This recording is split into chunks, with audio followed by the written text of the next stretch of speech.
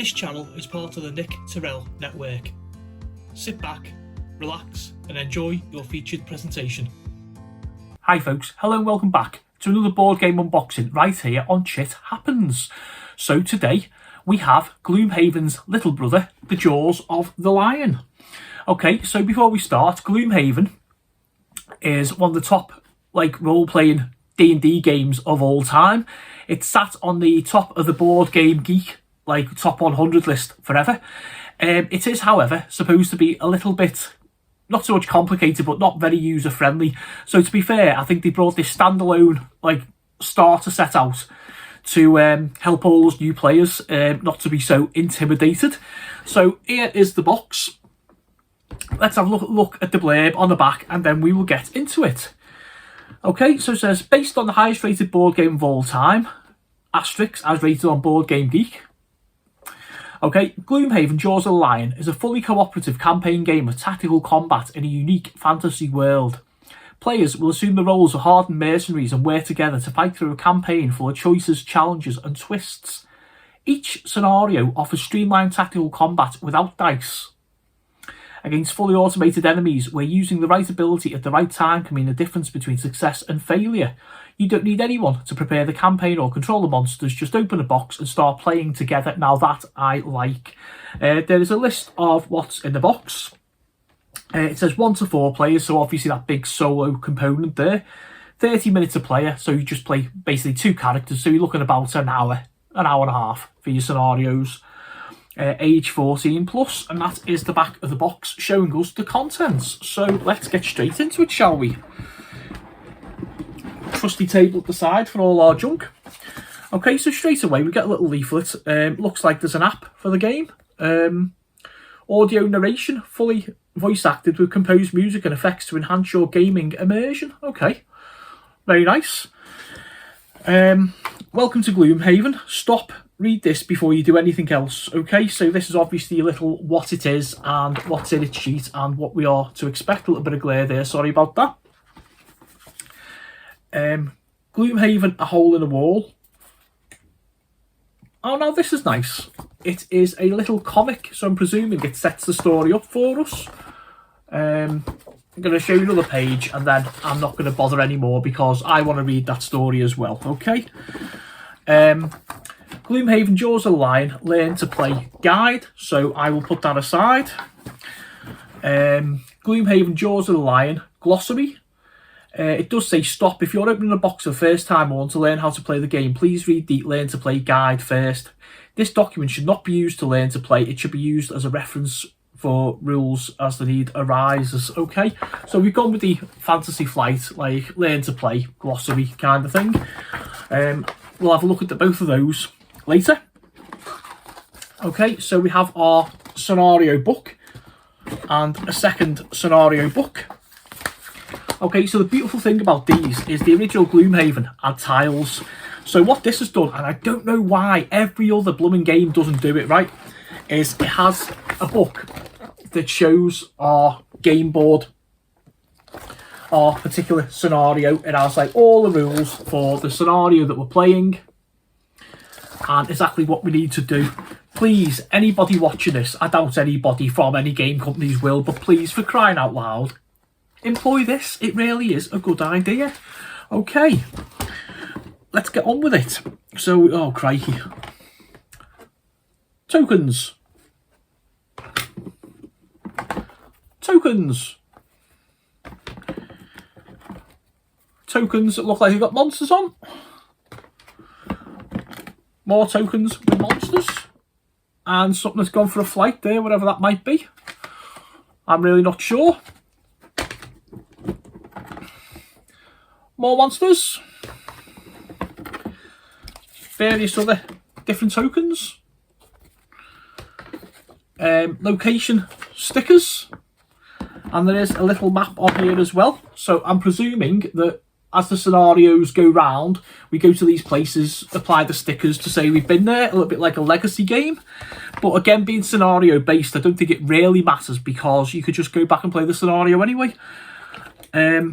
We have 1, 2, 3, we have 4 what appear to be little player dials. So they're all basically just the same. What is nice, the Fantasy Flight don't do, and I'm not picking on Fantasy Flight, by the way, they're like one of my favourite companies, but they do these where they're actually complete. Not where you're fiddling, you're trying to push these blinking buttons down, and just watch other videos that I've done for details of that.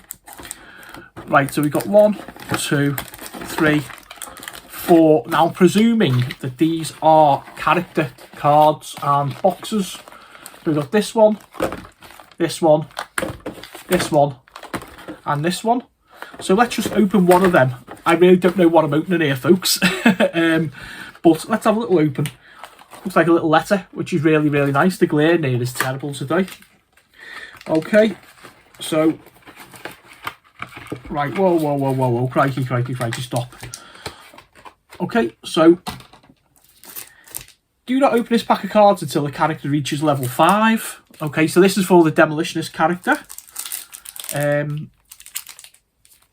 Right, so that's obviously his deck. Do not open these until directed to do so. So that's probably objects. And that is the character's set of fighting cards. There's a little set of tokens. A nice little... Must only be about 5 of these. Sheet. Player sheet. You can't even get that, can you, with the glare? I am really sorry.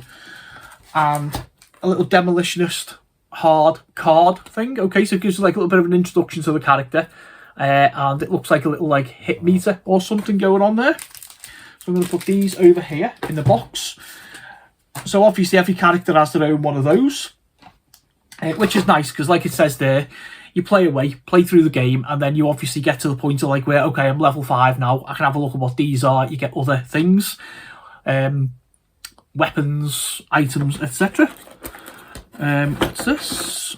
Oh, okay, like a little tray, which I'm presuming is just for all our little tokens. I'm going to have a nightmare putting this back after this unboxing. Okay, so we have... looks like boss and enemy cards there. I'm not going to open any of these because anybody who actually wants to, you know, play this, myself included, there's nothing worse than some idiot spoiling it for you, is there? Okay, so we've got more cards. They say City, Acrobat, more cards. More cards that looks like an item, eagle-eye goggles, whatever any of that means there. And more fighting cards. Okay, these look like the enemy. Oh, everything's all over the place. Nearly swore then. These look like your enemy dials for like your different enemies that you have for the game to control. We got some standees. Right, okay, yeah, what is very clever is you have like this little pouch here. So what you do is you get that pouch and you insert said enemy into there. And then that way you can only see like the first one. You with me? Baggies. I'm showing the standees, haven't I? Just little stands for your characters and for your enemies. And then we have these here, which look like little boxes of items for everybody. Oh no, they're not. They're obviously going to be the actual minis themselves because there's nothing else left in the box. I'm proper faffing this one up today, aren't I? What a complicated unboxing. Okay, let's have a look and see. Reckon it as I'm trying to open it here anyway. I may as well just get the whole thing, just rip it wide open, you know. Right, okay, so this is, oh my word. He's one big boy, isn't he? That's like one of your character miniatures. I'm presuming with this other big box here, we've got another one.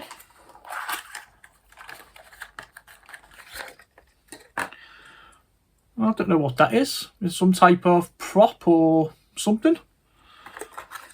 I'm just basically opening this blind, you know, just going, oh, what's this? What could this be here? I could be spoiling it. I sincerely hope that I'm not. Ah, okay, yeah. This is like another one of the characters. A pretty cool looking guy as well. I mean, if you painted, these would be really, really good fun to do.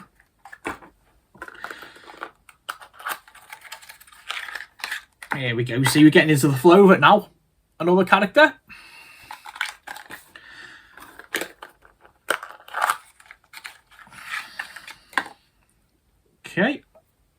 cool looking guy there. I say anybody who likes like your D&D, you'd be like, you know, you'd love this. Okay, so I've actually got a few characters out here now, so I'm just like randomly popping and opening boxes now. Whoever this guy is here. Looks pretty cool though. Oh, and he's bounced. Two more smaller boxes.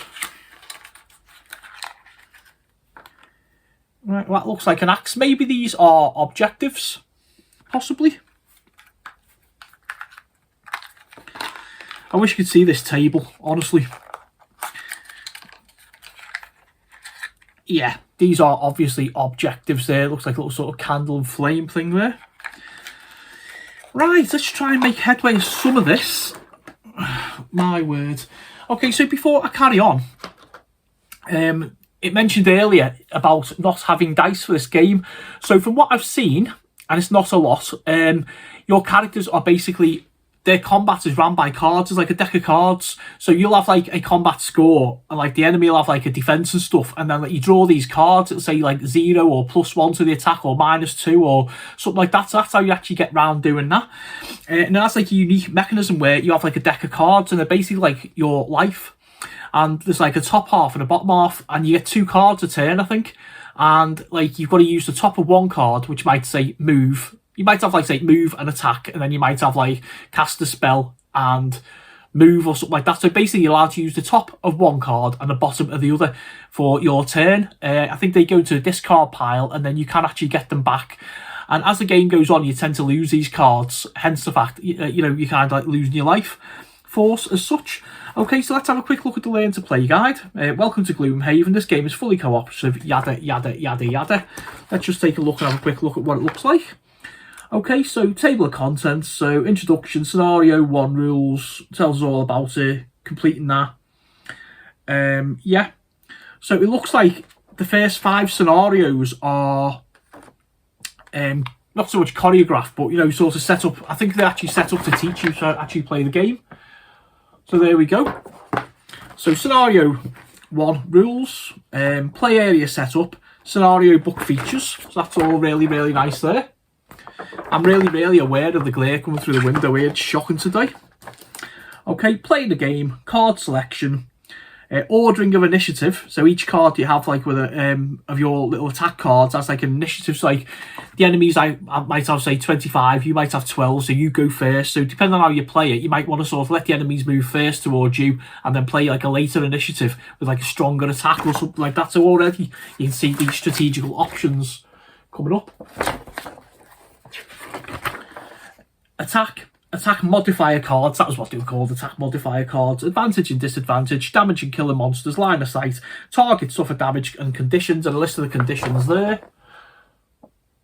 So like you can see, the whole game is like one of these sort of like dungeon crawlers, but it's just sort of set up differently, as in like with the mechanisms, which according to popular belief, and one of the main reasons that Gloomhaven is as big as it is because of this. It would be nice to actually be able to play a game without throwing like a bucket full of dice. I mean, I know you play something like 40k and like you're throwing like 30 dice and stuff, and it can be fun, kind of like going, oh, I need 4 up or something, but this seems more streamlined to me. I've got to play this, I really have. In hindsight now, I'm starting to regret not opening the box, playing a game or two, and then actually going through and showing you the contents, but such is life, okay? So, heal, granting actions, self, destroyed obstacles, monster turns, monster focus, monster move, monster attack. Character damage and exhaustion, end of round, short rest, and then scenario 1 complete. So obviously I wouldn't expect, I don't want to sound very arrogant, but I wouldn't expect the first scenario to be very hard. I think they're just going to basically teach us just like kind of moving and attacking. Scenario 2 rules, adding other new things in, money tokens, trap tiles, doors, that kind of thing. Yeah, failing the scenario, what happens there? Scenario 2 complete. Scenario 3, the same type of thing. So this basically walks us through our first 5 scenarios by the look of it.